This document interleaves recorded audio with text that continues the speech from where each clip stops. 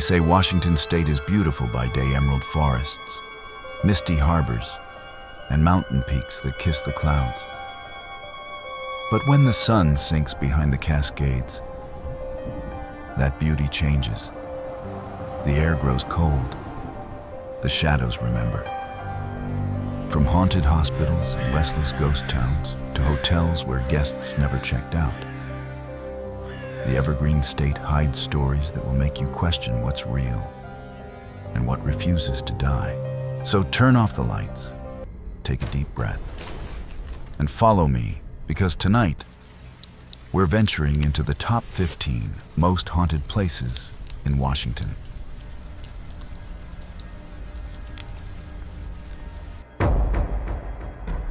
One, Northern State Hospital, Cedro Woolley.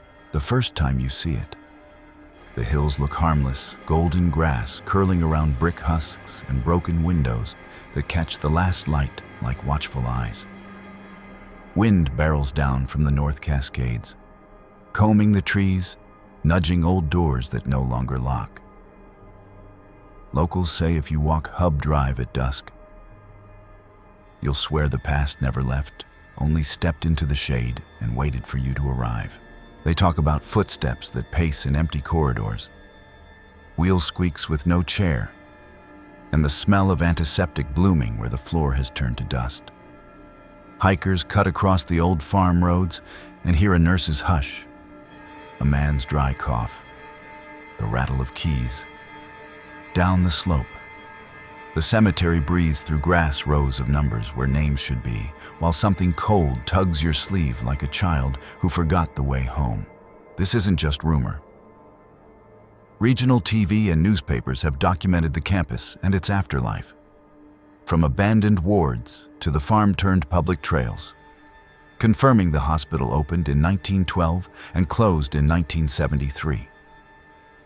City records note the cemetery's stewardship, while recent reporting details a state-funded memorial to identify more than 1,000 patients once buried under anonymous markers. Official site guides even map where visitors may walk by day, proof that the past here is curated as much as it is haunted. So tell me if a place remembers you this clearly. Are you visiting the hospital? Or is the hospital visiting you? 2. Monte Cristo Ghost Town, Washington. The road to Monte Cristo feels like entering another century, one swallowed by forest and silence. High in the Cascade Mountains, the air smells of rust and pine sap, and the mist hangs low, softening what's left of the mining town that once glittered with silver dreams. Crumbling cabins peek through the trees, and the old smelter foundations crumble under moss, as if nature itself is trying to bury the memory of what happened here. Locals say that when fog rolls in from the peaks, the town wakes up. Lantern lights flicker where no hikers camp. The sound of picks striking ore echoes across the river. And sometimes, a faint whistle of a long-lost train rides the wind. A forest ranger once recounted hearing voices gruff, urgent, arguing about gold, only to find the clearing completely empty. Another hiker claimed to see a man in century-old mining gear standing on a bridge, staring down the creek before vanishing like smoke. Historical documents confirm that Monte Cristo was founded in the 1890s and abandoned by 1920 after catastrophic floods and failing mines. Modern articles and local heritage groups have chronicled repeated restoration attempts and eerie encounters experienced by visitors who camp near the ruins. Even the State Tourism Board acknowledges its ghostly reputation, cautioning travelers that some memories cling longer than the walls. Now the question remains when you walk those lonely trails at dusk. Do you hear the echoes of men long dead? Or are they still mining for something they never found? 3. Port Townsend, Jefferson County. At first glance, Port Townsend feels like a postcard Victorian mansions overlooking gray waters, gulls screaming above antique docks, and fog curling through cobblestone streets. But stay past sunset, when the tide murmurs against the pilings and the lamps flicker like weak hearts, and you'll sense why locals call it the prettiest haunted town in Washington. Beneath its polished charm lies a history built on shipwrecks, lost sailors, and vanished souls. Inside the Masturnor's Manresa Castle Spur. Staff whisper of a monk who leapt from the attic window in despair, and a bride who drowned herself in the bathtub after learning her lover's ship never returned. Guests have reported voices praying in Latin, mirrors fogging from unseen breath, and furniture shifting during the night just a few blocks away. The Palace Hotel, once a brothel in the 1800s, is said to echo with the laughter and perfume of its former ladies, while cold spots drift through the corridors like invisible hands brushing past. Local newspapers and travel magazines have documented these hauntings for decades. Paranormal tours operate year-round, their guides armed with thermal scanners and historical records detailing unexplained events, from lights turning on in locked rooms to recordings of disembodied footsteps. Even skeptics admit that Port Townsend's energy feels alive, with something old and unfinished. So when the harbor fog rolls in, thick as smoke, and the seabells toll with no wind, ask yourself, are you hearing the town breathe? Or listening to its ghosts remember who they were?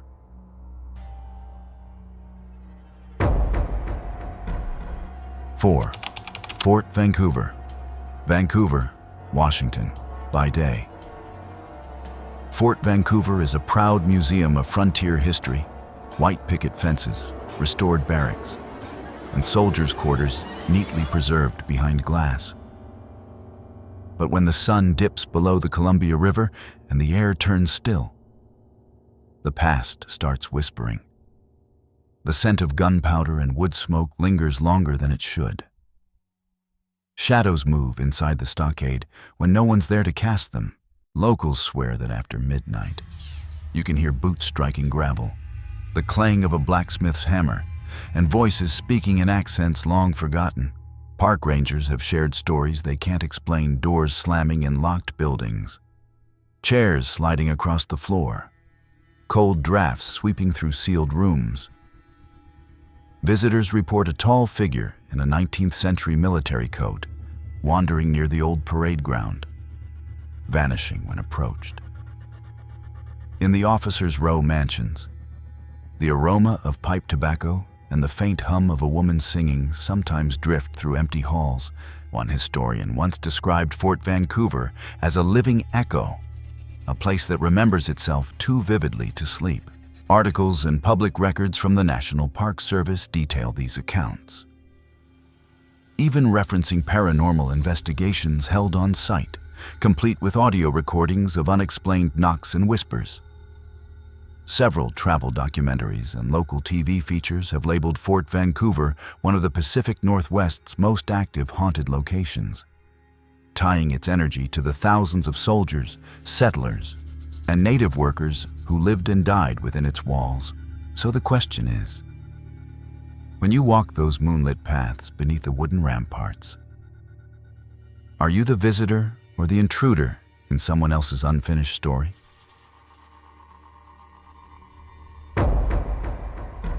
Cinco, Hotel Sorrento, Seattle, Washington.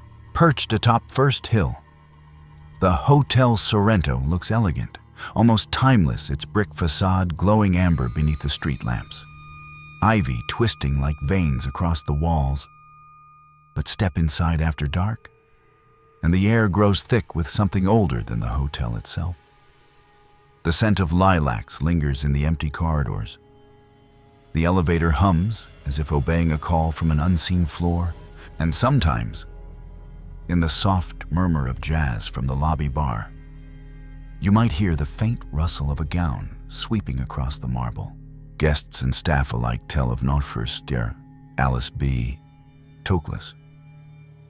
Yes. The spirit believed to wander the hotel's halls. Tokeland The famous writer and lifelong companion of Gertrude Stein never actually stayed here in life, but her likeness, captured in a portrait once displayed in the hotel, seems to have found a home in its energy. Room 408 is said to be her favorite lights flicker, phones ring without reason, and guests awake to the sound of whispered poetry echoing from the walls. One couple claimed to see a woman in early 1900s attire appear in the mirror behind them, her expression calm, almost curious, before fading into the glass. Seattle newspapers and travel features have documented the hauntings for years. The Sorrento even embraces its ghostly lore, hosting annual Haunted Happenings tours and candlelit storytelling nights that blend verified guest reports with historical archives of the hotel's early years. Journalists and paranormal researchers alike have recorded cold spots, sudden electromagnetic spikes, and disembodied voices captured on tape. So when you spend the night at the Sorrento and the lilac scent drifts into your room, ask yourself, are you catching a trace of perfume? Or the sigh of a woman who never quite checked out?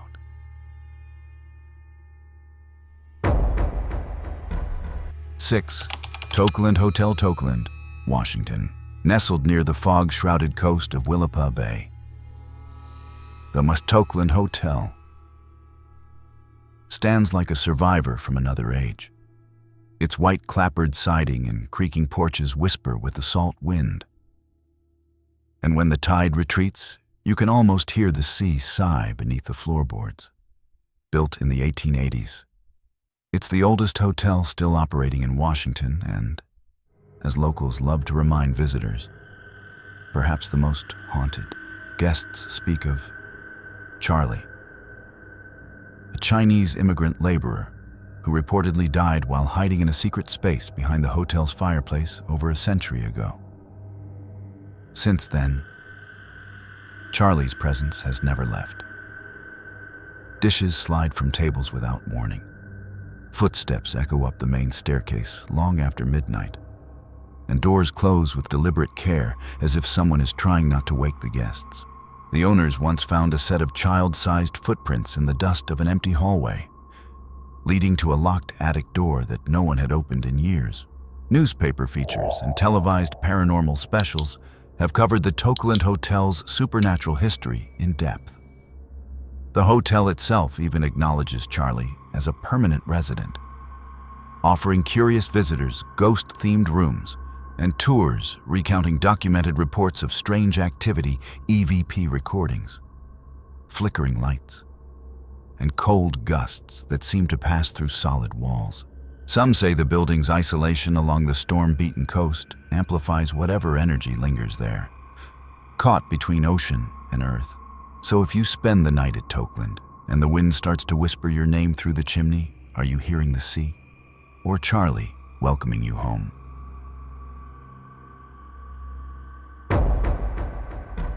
Seven, Rucker Mansion, Everett, Washington. High on the hill, overlooking Port Gardner Bay, stands the Rucker Mansion. A grand red brick relic from 1904 that seems too stately, too perfect to harbor a ghost.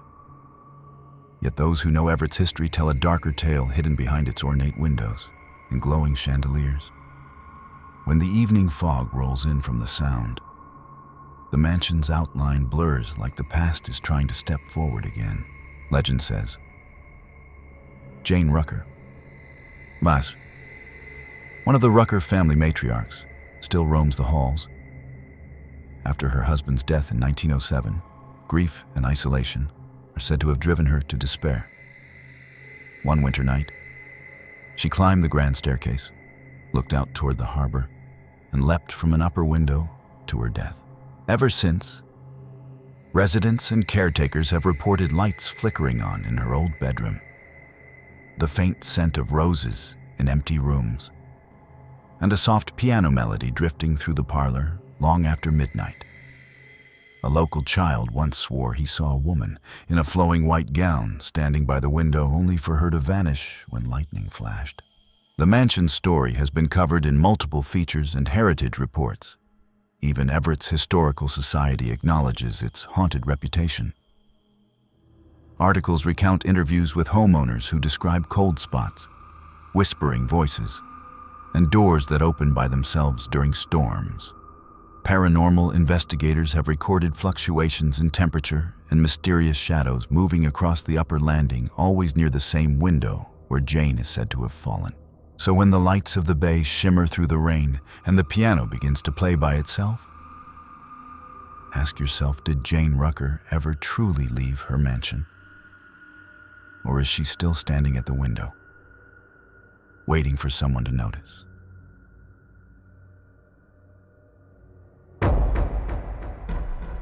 Eight. The Gessner Mansion, Georgetown Castle, Seattle, Washington. Moonlight spills across the jagged silhouette of the Ignatius Gessner Mansion, its turret reaching like a grasping finger, its painted trim a clash of cheerful color and dark secrets.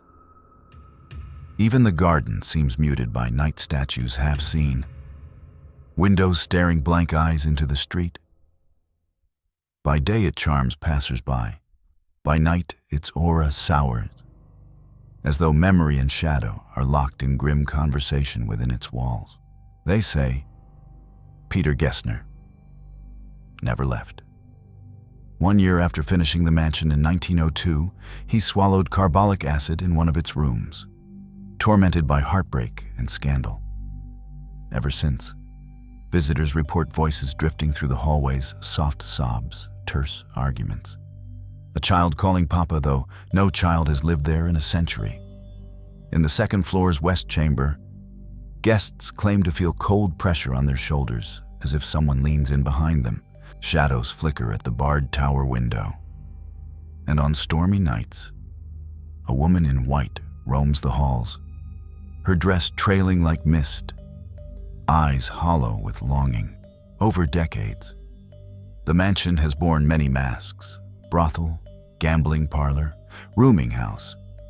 Newspapers once whispered about a prostitute murdered in the mansion, a baby thrown from the turret and buried somewhere on the grounds. The house was featured in local press recounting its restoration and reports from the current owners, unexplained thuds in the attic, doors locking by themselves, vibrations in the floors when no one's walking. Community articles confirm its construction by Gessner and his tragic death.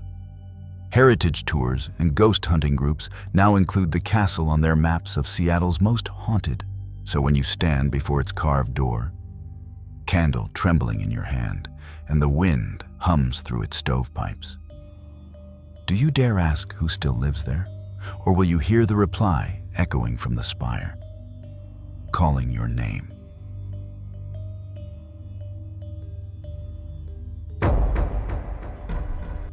Nine. Old City Hall, Tacoma, Washington. On Commerce Street in Tacoma, the Old City Hall looms like a memory trapped in brick and shadow. Built in 1893, its Italian Renaissance style and massive clock tower once proclaimed civic pride. But after decades of disuse and decay, it has grown silent except for the voices that linger behind locked doors. In the deep hush of night, the bells ring on their own. Corridors grow cold, doors click open, and the ghost known only as Gus takes center stage. They say Gus was a prankster spirit, perhaps connected to the old jail in the basement. Security guards report lights flickering, office doors locking by themselves, objects, bottles, silverware tossed across hallways. One former guard swears a shadow darted ahead of him down the corridor, only to vanish through a wall. Another claims he was locked out of his own office while working late. When he returned, no one was there. On stormy nights, the old bell tower tolls randomly, as though summoning someone unsaid. Historic records confirm the building's multi-use past City Hall, police station, public library, and jail during restoration delays and vacancy. Break-in alarms and flickering lights were repeatedly reported police dispatch logs, list calls to investigate phantom movement. Yet no intruder was ever found. Local tours now include Old City Hall on their ghost circuits, and journalists document its haunted reputation. Tales circulate about a tragic architect who died under mysterious circumstances, and the specters of former officials still pacing the halls in search of unfinished business. As midnight looms and the clock ticks unseen, ask yourself when the bell tolls in the empty tower. Is it the building remembering, or someone calling you home?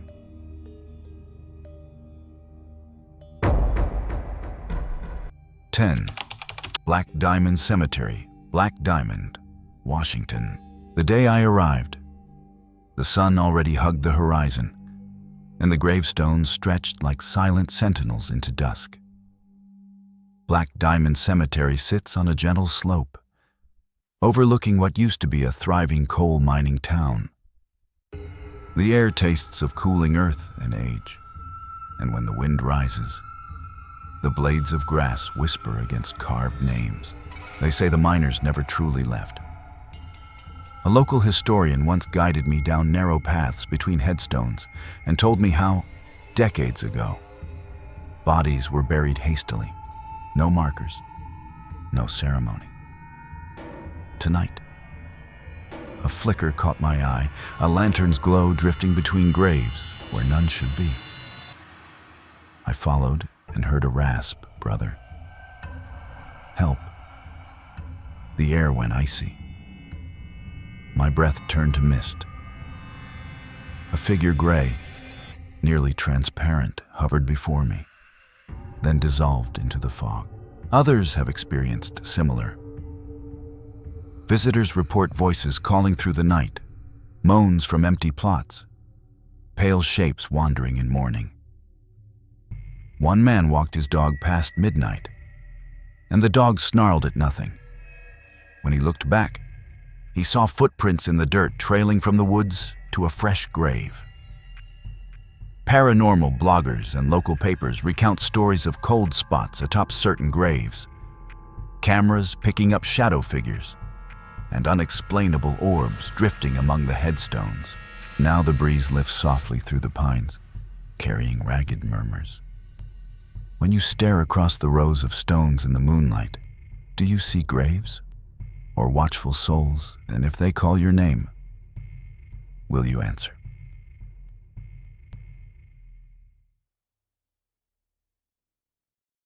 (11) Campbell House, Spokane, Washington.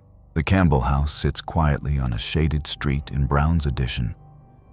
Spokane, its brick and stucco facade framed by ancient trees whose limbs seem to whisper secrets.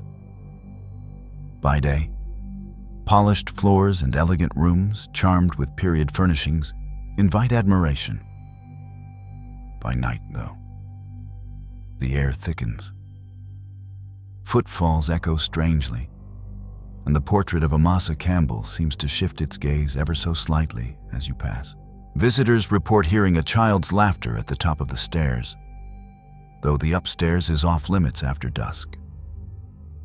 In the blue-tiled dining room, some feel a whisper brush their ear, soft as silk, though no one stands by. Guides have paused mid-tour to ask if someone besides them is walking behind, only to find the hallway empty. In the guest bedrooms, guests say the temperature drops without warning. In one room, a candle went out mid-sentence, though no draft stirred the air. A shadowy man, resembling the stern miner turned patron, has appeared near the library's fireplace, lingering in the corner before slipping into nothingness. The house's history is well documented. Built in 1898 for mining magnate Amasa B. Campbell, it remained in the family until Grace Campbell's death in 1924, when their daughter donated it to the Historical Society. Restoration records and museum archives preserve not only its architecture, but its legacy of life and death in the boom years. Local press and ghost hunting accounts cite high electromagnetic readings, unexplained noises, and visitors swearing they felt watched. Even skeptics admit something pulses beneath its walls, something unfinished. So when the lights flicker in the gallery, the portrait's eyes seem to follow your steps. And the shutters clap on their own. Ask yourself, are you merely a guest in this house? Or a whisper in the gallery that's never truly left?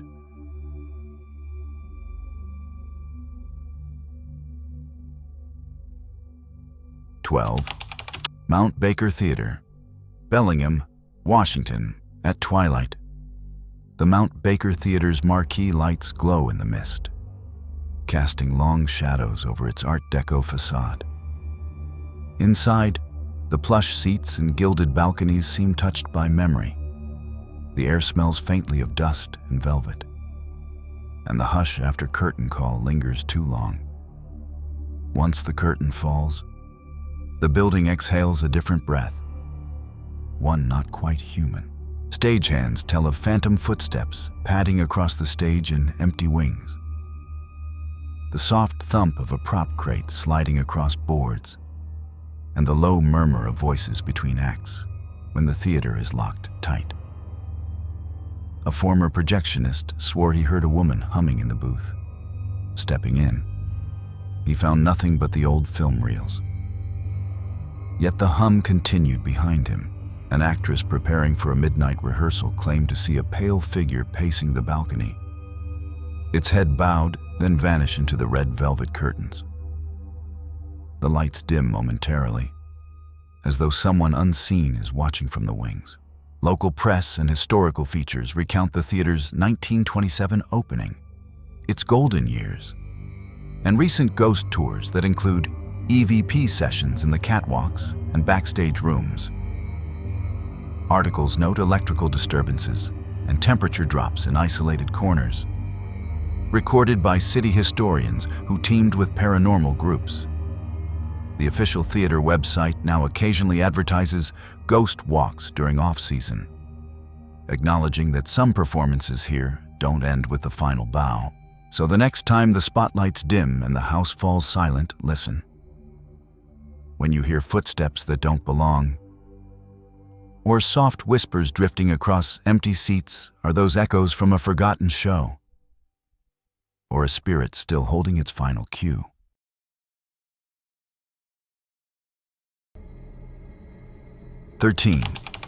Oxford Saloon, Snohomish, Washington.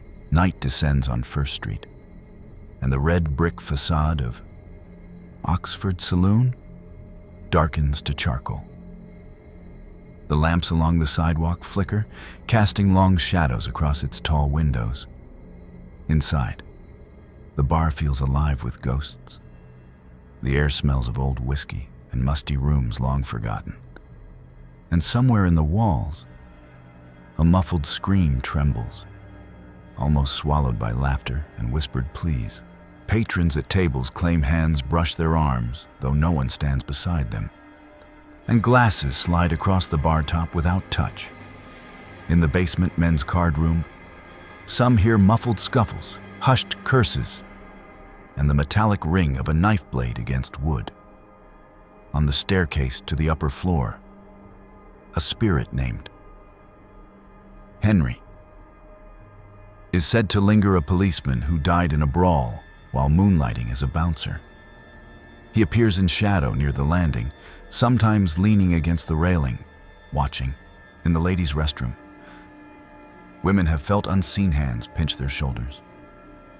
Upstairs, two ghosts roam. One is Catherine, a former madam, often seen in a purple dress as she drifts through hallways or vanishes at a bathtub. The other is Amelia, discovered dead in a closet with a broken neck. Her presence is said to reach out through walls, her voice heard across empty rooms. Over the years, paranormal investigators have ventured in. In 2005, the Washington State Ghost Society recorded voices whispers saying, "I am the one," and laughter of a child echoing when no child was present. Photographs taken down by the stairwell show a dark figure staring upward, face obscured, even after careful review.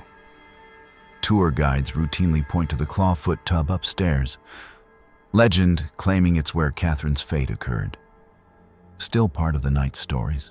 So when the lights dim before last call and that silent hour presses in, look for figures in the corners. Listen for footfalls on the stairs. And ask yourself, are those voices coming from the past? Or is time rewriting itself around Oxford Saloon again?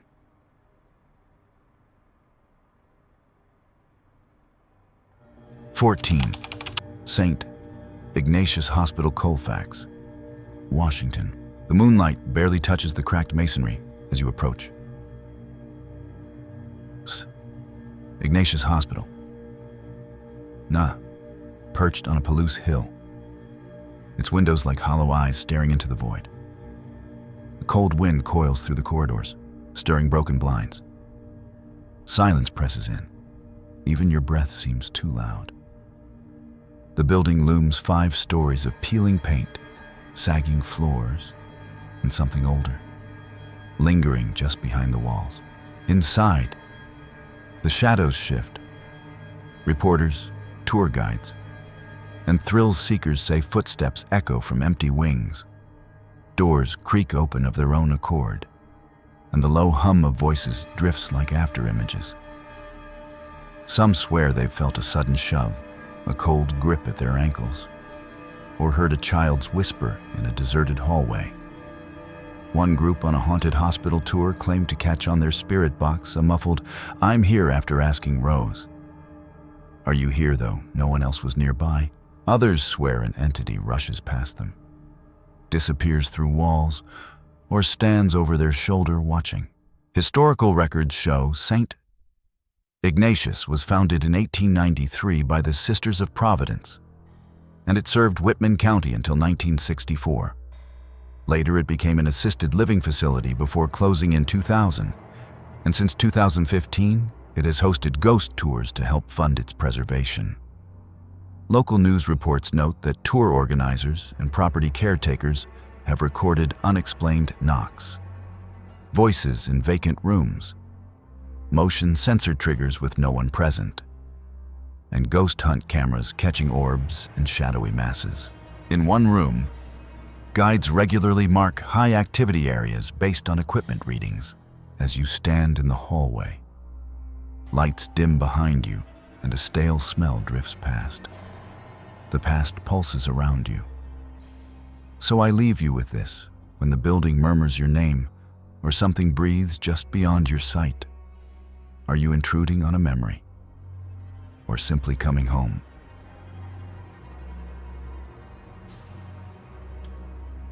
"15th. Govan, Washington ghost town. The road to Govan is gravel, twisting through dry wheat fields under a sky so vast it swallows sound. In the distance, the empty storefronts and half-collapsed homes of this once bustling town rise like ghosts themselves, silent, skeletal, waiting. As dusk bleeds in, the air chills and the wind carries flickers of voices, like the sighs of lives that never fully left. Walk through the old main street and you'll feel it a tug at the nape of your neck, a shifting in your peripheral vision. In the shuttered post office, someone claims to have seen a figure in turn-of-the-century clothing staring out the window, then vanish when approached. Near the skeletal schoolhouse, children's laughter echoes, though no children have lived here in decades. A visitor camping in an abandoned lot woke to cold fingers brushing across their arm, and when they sat up, saw a silhouette pacing just beyond their flashlight's beam. Historical Society records Govan's rise around 1900 and decline after rail lines bypassed it. Local newspapers from the early 20th century document fires, business closures, and population dwindling until only a few souls remained. It's on ghost town registries and featured in paranormal blogs, those recounting overnight visitors hearing footsteps on empty porches, doors creaking, and tapping sounds at windows late at night. Some bring cameras and capture orbs drifting through rooms that no longer have walls. So when you arrive after sunset and the wind whistles through broken windows, ask yourself, are you exploring a deserted town or walking into an echo chamber of souls? And if someone calls your name from the dark, will you answer? 15 places each, whispering its own ghost story into the Washington wind. Some haunted by tragedy, others by love that refused to fade. Yet every one of them carries a truth you can't shake. The past never really leaves. So if you ever find yourself driving through the fog and the road grows too quiet, maybe you're closer to one of these places than you think.